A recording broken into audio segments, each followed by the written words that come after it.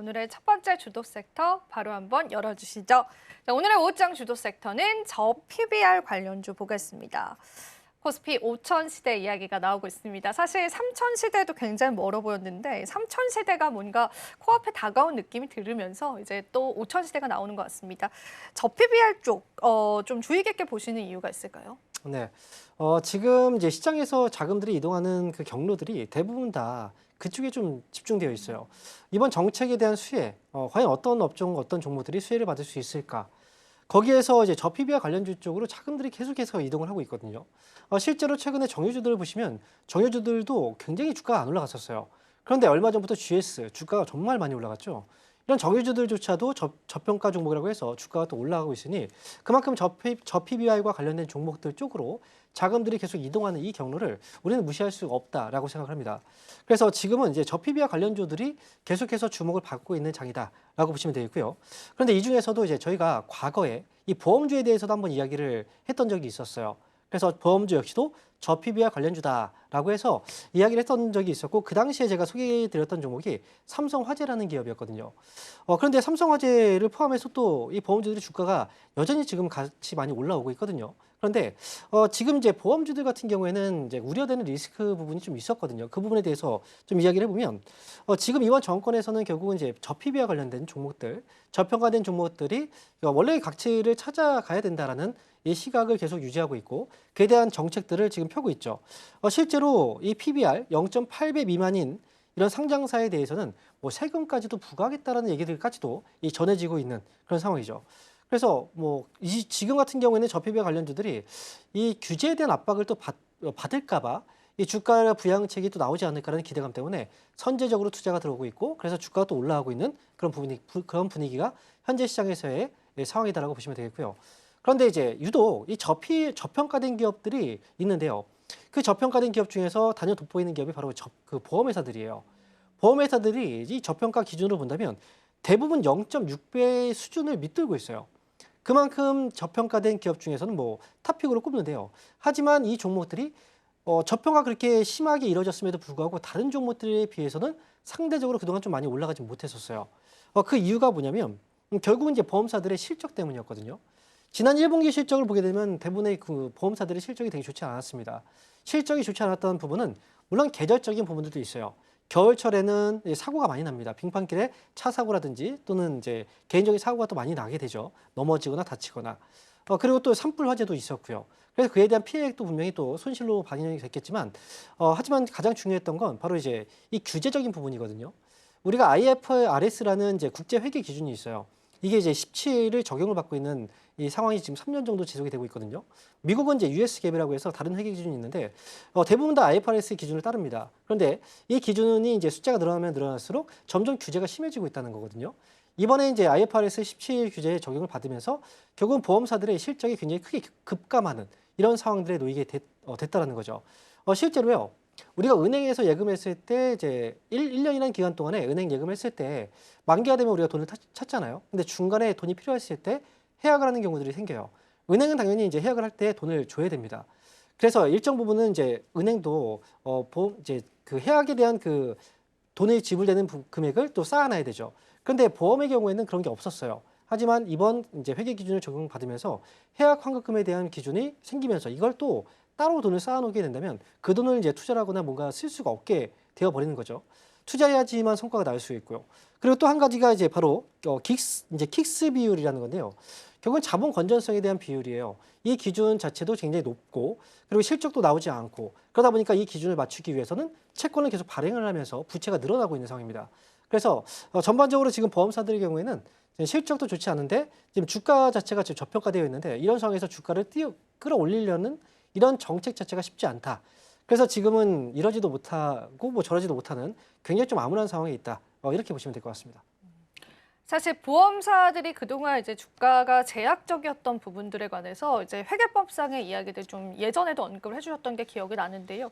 우리가 사실 금융주들 같은 경우에는 상당히 많이 올라왔잖아요. 그거 대비해서도 보험사들은 좀 아쉬운 부분들이 확실히 있는 것 같습니다. 근데 그럼에도 불구하고 기대감을 현재 정부에서는 계속 나오고 있는 것 같은데 사실 최근에 저PBR 관련주들 특히나 이제 저PBR 관련주 중에서 좀 우량주들에게도 좀 수급이 들었던 이유가 이재명 정부가 코스피 5천이라는 슬로건을 내세우기도 했었잖아요. 증시 부양책, 주주 가치 제고 방안, 그리고 또 상법 개정안 추진 이런 키워드들이 시장에 나오는데 그 부분에 따른 현실화 가능성도 좀 짚어볼 수 있을까요? 네. 지금 이제 우리가 만약에 지금 이번 이재명 대통령이 추구하는 저평가된 종목들이 이제 기본의 가치를 찾아온다. 이게 만약에 현실화된다면 코스피 5천 포인트 뭐 그 이상까지 갈 수도 있겠죠. 사실은 근데 여기에 따라서는 사실 모든 기업들이 다 이런 요건들을 갖출 수 있는 건 현실적으로 불가능하다고 생각을 해요. 과거 정부에서도 이 밸류업이라는 이런 프로그램을 짰었고요.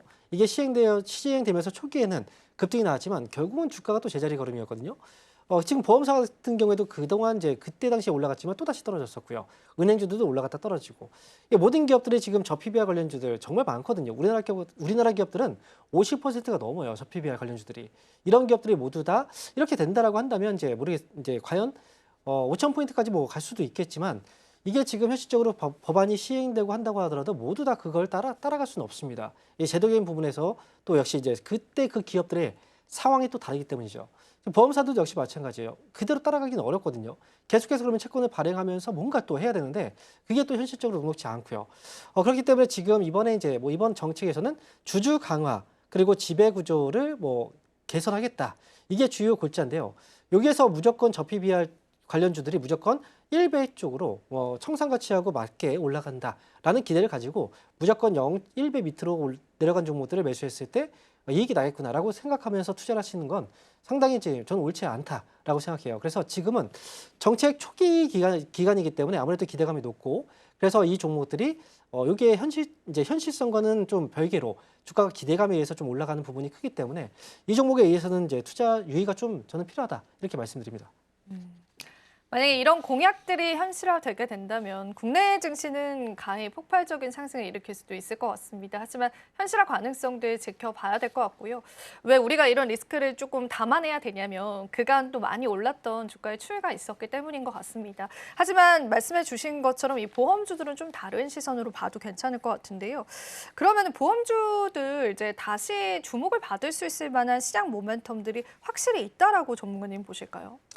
제가 생각할 때는 지금 당장 모멘텀이 있다라고 저는 생각하진 않아요. 하지만 앞으로 개선에 대한 여지는 좀 있다라고 생각을 하거든요. 지금 이제 킥스빌 같은 경우에도 원래는 이제 150%까지 이제 권고 사항이었는데 최근에 130%로 좀 줄었거든요. 이런 것처럼 뭔가 협의 과정은 있을 거라고 생각이 들어요. 그리고 1분기 같은 경우에는 실적이 정말 안 좋았던 시기이기도 하고요. 그리고 보통 보험사들의 경우에는 이 자금을 운영할 때 좀 안전한 쪽으로 자금을 운영할 수밖에 없거든요. 그렇다면 대부분 주식이라든지 뭐 파생시장 이런 쪽에 자금을 운영할 수 없고요. 대부분 채권 같은 이런 이제 그 금리에 연동되는 그런 자산 쪽으로 이동을 할 수밖에 자금을 운영할 수밖에 없거든요.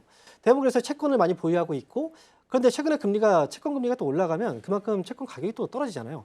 그에 따라서 손실도 많이 잡혔고 그래서 앞으로의 실적 부분에서 본다면 최근 들어서 이 변동성 때문에 실적이 좀 많이 악화되었다라고 생각이 들고요. 그리고 항상 이제 어떤 일이 딱 발생하면 초기에는 좀 헤맵니다. 하지만 어느 정도 이제 적응기에 따라가면 그거에 맞춰서 또 이 개선에 대한 어떤 방향이 다시 또 나오거든요. 그러니까 지금 같은 경우에는 이제 보험주들이 이번에 단계에 올라갔던 이 기대감으로 인한 그 상승은 약간의 거품이 좀 있지만 앞으로 만약에 이제 주가 다시 한번 재정비되고 그다음에 실적도 어느 정도 재정비가 되는 그런 시기가 오게 된다면 그때는 다른 종목들보다 훨씬 더 이제 가격적인 메리트가 크기 때문에 그때는 매수 관점으로 충분히 보셔도 되죠. 그래서 지금으로서는 이 종목들 보험사들 중에서는 뭔가 선별적인 대응이 좀 필요한 시기가 아닌가라고 생각을 할 수가 있습니다. 사실 우리가 이렇게 저PBR 관련주 관심을 갖게 되면 이제 대표적으로 증권주, 금융주들 있을 수 있겠는데 이미 이제 주가적인 차원에서 너무 급격하게 올랐던 부분이 있어서 보험 관련주 쪽으로 좀 눈을 돌려보는 것도 좋은 투자 전략 될 것 같습니다. 그러면은 최선호 기업 한번 들어봐야 될 것 같은데요. 어떤 보험사 좀 긍정적으로 바라보실까요? 네, 지난번에 이 삼성 쪽을 얘기했는데 사실 지금 오늘 갖고 나온 종목 역시도요. 이 삼성그룹입니다. 아, 그렇습니까? 네, 삼성생명이라는 회사예요. 네. 지난번에 삼성화재에 이어서 삼성생명인데 사실 삼성생명을 갖고 나온 이유는 아무래도 보험사들이 지금 현재로서는 이제 실적에 리스크가 좀 있어요. 그렇기 때문에 실적에 대한 리스크를 상대적으로 줄일 수 있는 보험사가 어디인가 이걸 따져봐야 되고요. 지금 이제 삼성생명의 경우에는 국내 1위 보험사이기도 하고요. 그리고 삼성생명은 지난번에 1분기 실적이 나왔는데 1분기 실적이요, 굉장히 좋았습니다. 그래서 유일하게 전년 동기 대비했을 때 실적이 좋았던 보험사가 유일하게 삼성생명이었다는 거예요. 다른 기업들은 실적이 안 좋았는데 이 회사는 실적이 좋았다는 건 그만큼 위기에 대한 능력, 위기 관리 능력이 뛰어나다라고 볼 수가 있겠죠. 그래서 아무래도 안정적인 종목으로 보시는 게 좀 더 좋겠다라는 거고요. 그리고 중요한 것 중에 하나가 이 삼성생명이 삼성 그 전자의 보유 지분이요, 8.5% 가까이가 보유 지분이 있어요. 그런데 만약에 이번에 상법 개정을 통해서 그리고 또 보험업법 개정안을 통해서 만약에 이제 이게 통과가 된다면 지금 현재 삼성생명이 보유하고 있는 삼성전자의 지분을 팔아야 됩니다. 3%를 남겨놓고 나머지는 팔아야 된다는 거죠.